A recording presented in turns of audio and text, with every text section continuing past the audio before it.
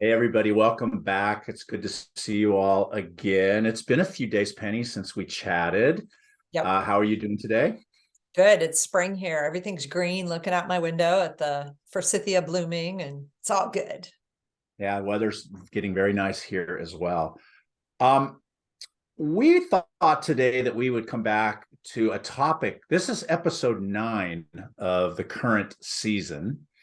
And a few episodes ago, episode 6, we did a talk in which we discussed tips for giving presentations, and we talked a little bit about some of the things that we do and some of the things that bug us when we're sitting in presentations. And we received a lot of interesting feedback and interest in that. So today we thought we would continue that conversation because we realized when we got out of it, we had a lot more thinking to share about that. So I heard do I have from that people. about? Yeah, sorry. I heard Yes. from people who felt like they wanted more direct examples of how to plan a presentation. And I think that there's a lot of people who want to join the work of sharing with other teachers what they do in their classrooms. And so I love that. I always love seeing people coming up and thought that we could maybe be useful. Okay, so without, again, as you can tell quite readily, these are not rehearsed. So we're just Yep. going to start throwing some questions.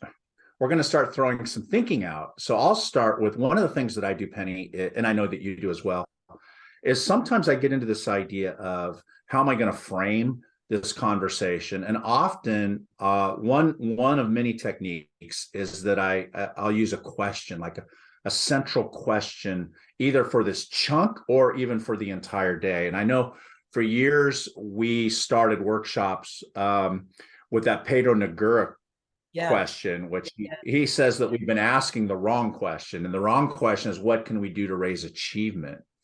Instead, he says the right question is, what can we do to challenge, stimulate, and engage our kids? Pedro is now, I think, at UCLA. Mm. And so here we are, ladies and gentlemen, today, and I would underline the word engage there.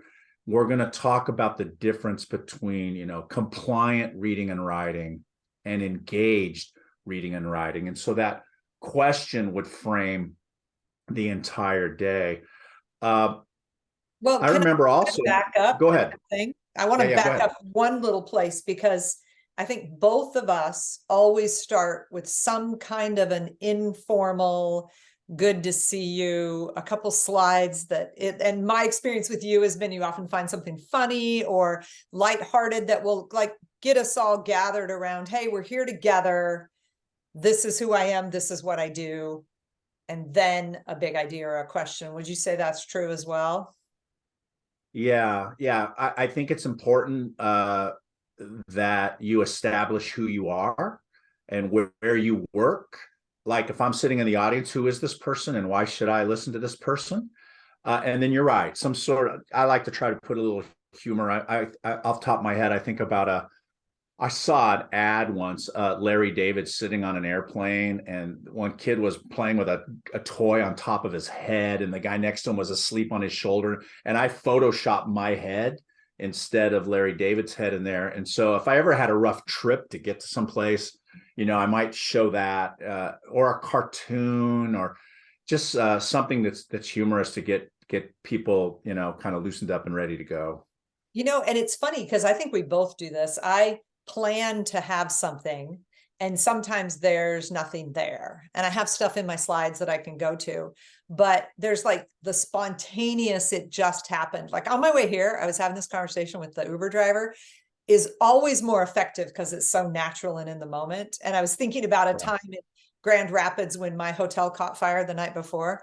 And I didn't know that because I was doing an event that night. And when I got back, it had been evacuated, and I got in through the back door, went in to sleep. And in the middle, after I'd fallen asleep, two men broke the door down to my room because they didn't know why it was locked. And Oh, honestly, of course, I did not sleep another wink all night. And I remember coming in and saying, okay, so you want to talk about argument writing?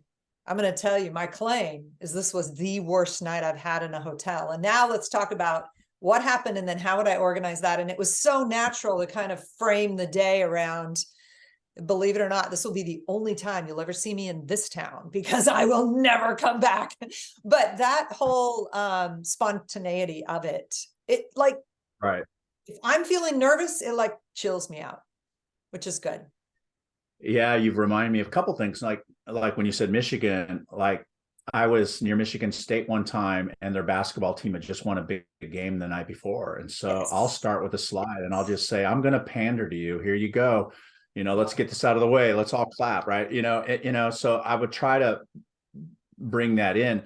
I was thinking about a time, for example, when I went to San Antonio, and this has never happened to me before. I was upgraded to first class, which was really rare at the time. And then before I got on the plane, I was D first class. They took me out of first class, and I said, "What the hell is this?" And so I got, I was kind of mad, and so I'm going to get on the plane. I want to see who has stolen my seat, right? Who was so important that they took my seat away from me and gave it to this other person. And so I walk in and I look at my seat, and I'm not making this up.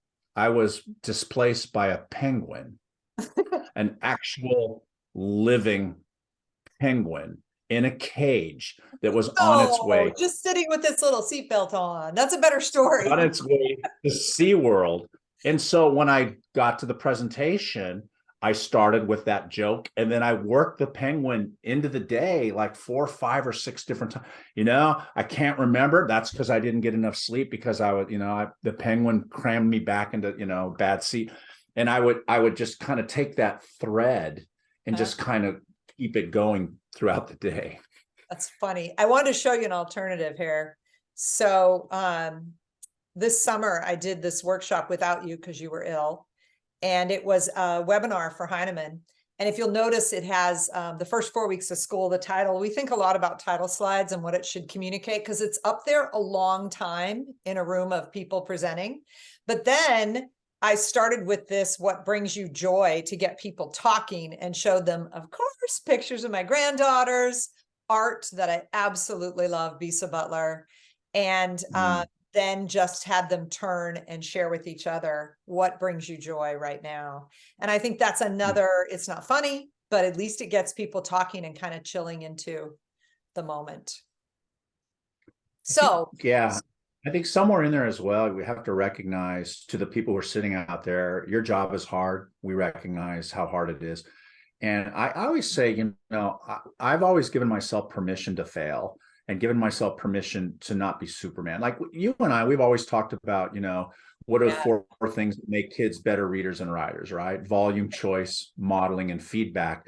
And if you put those 4 things up on a screen, volume, choice, modeling, and feedback, I think I want the teachers to know that no teacher on earth is really good at all 4 of those things all the time, right? And so, we're all in this boat together. We're all trying to get a little bit better.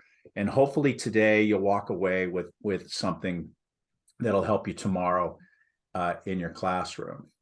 And you know what? The big balance there, though, is, okay, volume, you come back and you show them volume, choice. Now we're going to move to choice. Then they get through that, and then you go volume, choice, right? But the big piece of that is that you have framed it around, why is each one of those critically important? Here's how we get that done.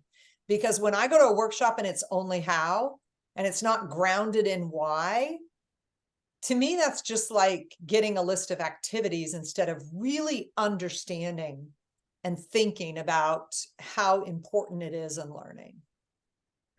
Yeah, I mean, you and I have talked about this privately several times.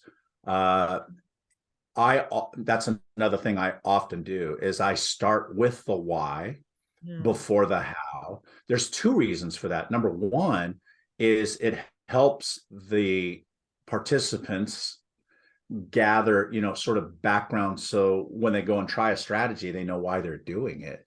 But it also, I think, I don't know the right word, but it dials them into the legitimacy of what we're trying to say. Now, the problem that I often have, and you and I have talked about this, is if you say, I'm here today because kids are fake reading, look at this stat, reading is terrible, terrible, it sets kind of a negative tone. And I've often found myself saying in workshops, okay, now that I've depressed everybody for 20 minutes, now let's spend the rest of the day trying to fix it. So that balance of okay, this is the problem, we're going to go. You have to give enough that it's convincing, but not too much that it just makes it seem too much. It's so true. And you're partly what we're doing is reading the room. And you can feel when the energy is not where you want it. And there are times when we simply say, turn and talk for a few minutes about what you're thinking. And then we talk about, okay, so we need to do something to change what's happening. And I was going to suggest that when I first started presenting, I was co-presenting with Don Graves. Co-presenting is always easier than solo because you can look at your partner and be like, okay, I need to walk away for a minute. I got a text or I got, and there's always that backup, or you can just throw it to the other person. What are you thinking about? So many times you've surprised me, Kelly, when I've said, Kelly, what are you thinking about this? And it will take my thinking somewhere else. So co-presenting is a great way to start if you haven't done it.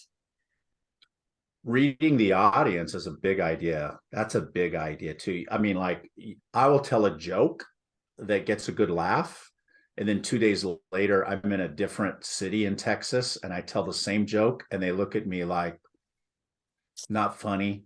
And so this raises other issues. Like, for example, you and I have for years shown a book club that we did on social justice, right? And now, as this is a decision I have to make when I'm in Louisiana or when I'm in a very Mississippi or a very conservative state. Am I going to show that, or am I going to kind of look at an alternative way of doing it? My feel is I want to go ahead and show it, but give the teachers, okay, if this doesn't work for you or there's no way, then instead of social justice, just substitute, a different theme. But it's very you have to take a lot of consideration in what region of the country you're in and what you're showing. I did a workshop in Houston and they loved, this. I did the next day in a suburb of Dallas. Oh, we can't teach The Hate You Give. That book doesn't, that book's too anti-police. Where's your pro-police book?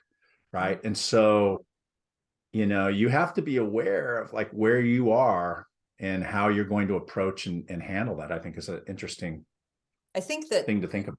Key phrase right there too is handle it, because we're both going to get questions that are a little confrontational, and we do, and we get questions that are definitely pushing back against something we strongly believe is important. And I think that that's part of the reason we suggest that you begin with who you are and what your context is and where you come from, and to recognize there are teachers there who may know more than you do about, there always are people who know more than we do about something, and that we're giving you our best thinking on this day, and we encourage you to ask questions. But, we've tried several things. And I think one of the distinctions I would make here is there's a difference between planning a 90-minute workshop, a half day, a keynote address, or a full day, or even as you and I do sometimes 2 and 3 days. And you really do think differently about how to plan that. But it is all like planning for your class. You're always doing all the parts where you get them to collaborate and all of those things. But the point that I was kind of shooting for here was that we tried with a multi-day workshop, having everybody put questions on Post-its, and then we'd put them up. We called it the parking lot. The problem is that we would get like 60 questions that are so big that you and I would sit there after the workshop's over going, okay, what 3 questions could we answer in the morning? Because you don't have people sitting there listening to Q&A for an hour and a half. And yet it would always be a question like, what do you do about the kids who don't read? And there's the snide, there's plenty of kids not reading now with what you're doing right now. So, but no, you're not going to do that. You're going to respect the question, but to answer it fully sometimes we redid the second day of presentations around, okay, this chunk will answer these 4 questions. But that's part of respecting your audience. I always, I know you do as well, but anytime I go anywhere, whether it's in my own district or whether it's across the country somewhere, whoever's coordinating that, tell me about the audience, who's there. Yeah. I often ask the coordinator, okay, if there's one thing you really want them to hear, what is it? And so, I want to make sure that gets put out there. The other thing that I thought you just raised was really interesting was I get it that we did the parking lot. Sometimes we call that burning issues, but I gotta say, as a participant, I don't like, at the end of a presentation when there's 15 minutes of Q&A. I just don't. And so as a presenter, I always say, I'll stick around for 15 minutes. If you have an additional question, you can come up and see me. But I sometimes I feel like the entire audience is held hostage, and sometimes it's a teacher who asks a question I'm not interested in, or but you're held hostage and sitting there. Well, and that's the difference between having them put them on Post-its. That's a better move than simply addressing the room with who has questions, because you're going to run into things that other people don't. Like, can I see slide 47 again so I can take a picture, kind of thing. Right. But I do think the parking lot's better than that, but it just gives you more to think about. Teacher questions are critically important, but then having a chance to kind of disaggregate them, put them in piles and say, these are about this, and we can address these by doing this, I think is better use of our time. We also, if you just hang around at the end, we often have flights or whatever to catch, but it's also the truth that there can be a line and then you've got somebody that wants a 10-minute answer, the follow-up. And so it's very tricky to be respectful. At the same time, you have to be respectful to all the people in the room. If I have a flight to catch, I announce that as the day is starting. And I say to people, if you want to talk to me personally, see me at lunch, see me at the breaks, because at 3:05, I'm out of here. So, I say it nicer than that, but I let them know that's the case. What I like about having participants submit questions on Post-it notes is this, it solves the same problem that teachers often have in a classroom. What do you do when your lesson comes up 7 minutes short? And so if we're doing we might get to 2:50 and we're supposed to end at 3, and we might have another segment we could do, but to cram it into 10 minutes would not do it justice. So instead we'll go, okay, we'll answer 3 questions, boom, boom, boom. It takes us to 3:00 and we're out the door. Oh, that is such a good point. Because how many times have you tried to cram it in? Come on, fess up here. I know you. You can go through more slides faster than anybody I know. Can we edit this part out? So the other thing, come back to that idea of framing it around a question. Sometimes we do that in a chunk of time. I think you taught me this one time when we did, I don't know, like a 3-hour thing. And the topic or the thing we were getting at is, what are some of the big ideas we value in the teaching of writing? And we put up a question, can you tell what I value in the teaching of writing?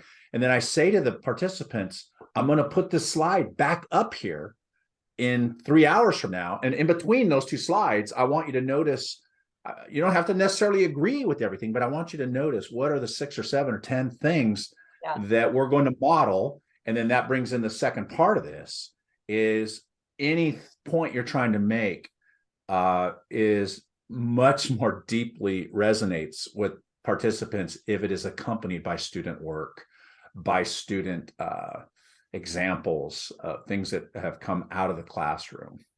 And to be really clear, I never show a student photograph or work without their permission. And if they're under 18, without the permission of their parents. And I think that's so critically important, because as I say on my permission form to parents, the images are sometimes captured by people in the room, but I always tell them, if you're going to post this on the web, put an emoji or something over the kid's face, because it's not for you. I'm here to share them with you. I have permission to share them, but not to give them to you, which is another reason we don't give them our slides. Yeah, I mean, different presenters have different philosophies, but you and I have always believed in not disseminating our presentations. Not only because, for me, maybe I'm not speaking for you, but for me, it's not just I don't have permission to disseminate student images, although that's huge, and that alone would stand as a reason. But the second thing there is, when I disseminate slides, I don't know who's taking it, where they're going with it, how they're going to present it. You and I have many, many times had people attribute things to you that were me, or me that were you, or attribute things that weren't either one of us. Right. That are Yeah, other people. And you're right. like, I didn't say that. Right. Right. And so people take the slide and they go out and they say, Kelly Gallagher says X when I didn't say X. Right. Right. And so that's a little bit of a concern. I'll be honest, it surprises me sometimes when I see pretty prominent presenters that distribute their slides. Mm, Now, if you want a picture of one or two or three, that's fine. right. But again, with a little disclaimer of when and where and how you're going to use it. For sure. And one more thing that I think is important is that I just want to show how a presentation might be framed. And in this case, this big idea from the first 4 weeks of the school year, which was a webinar last summer that I think would be really smart to repeat because it would change every year. But I have a series of bullet points. So I can go through and simply say, there are particular structures and systems that are going to help me gather data so I know what my kids need, right? This is, again, first 4 weeks of the school year. Instructional goals. I'm going to make particular instructional goals that lead to engaged reading and writing. And then I give them a couple examples, right? And in this, what I'm doing is setting up the frame for the rest of the presentation. So when you walk Yes. in to the rest of Yeah. the presentation, it's structures and systems. And then I will bring them back to this slide. I won't make them all cycle through again, but I'll bring them back to the slide and say, now we're here. And then you show them that now we're here, because I think that kind of organization is great for an audience and for a presenter. I have to say, anytime I sit in a presentation and a presenter does that, like, I don't know if you want to call it a table of contents, but Yeah. I'm always deeply appreciative of, okay, I see the roadmap for this hour or this day. I don't know, there's something I like, something that's very comforting about that. I would just say my last point that I want to make is earlier when we were back in the overhead projector days, or when we first started with LCD projectors, that when I was using PowerPoint, I would have 75 slides and I'd be out of time, and there were 11 slides that I didn't show, and I would need to get to the final slide because it says, thanks. I just wouldn't, and back in the day, and this has happened to me many, many times as an audience member, the presenter says, oh, I'm sorry, we're a little bit short of time. I don't have time for click, click, click, click, click. And all this stuff goes by that we're not going to talk about today. And I got to tell you that in my day, I would walk up to the LCD projector and I would put like a thing in front of it. And then I would click, click, click, click, click, click, click. And then I'd come back and go, okay, here, now I'm out of focus. And then I would come back and say, here is the last slide. But you had taught me years ago that, because we're both Apple computer people, that Keynote is such a beautiful tool, because in Keynote, you can see all your slides that run down the side of your phone, and you can go right to the end, or in the middle of the presentation, if somebody says, well, what do they say about vocabulary or whatever, you can go boom, and in real time you can have it go with the flow of the workshop. That to me is the best tool ever. Is And are the you going to Keynote. confess that you wouldn't do it forever? You kept saying, and then it became so much more sophisticated that you and I both could have the same keynote presentation, both of our phones, and from across the room we could swap. And the only thing that really made me mad about that is that I would loved putting in slides you didn't know were coming, and now I could never surprise you. You'd be like looking at it, go, "What'd you do here, kiddo?" But it's true Yeah. that ability for somebody to say, "But how did that fit with?" or "What were the 5 things again?" And you could go, boom, there it is on the, was huge. I really get annoyed with the click, click, click, click. Yeah. And the Yeah. one other thing I want to say, It makes me feel like I'm missing something. absolutely. Whereas I can have them miss something without them knowing it. Right, exactly. So one last thing is that if you are going to show somebody something that is either housed on the web or is a video, you got to download it and get it into your slideshow so that I can go from here, that's about feedback for kids, to here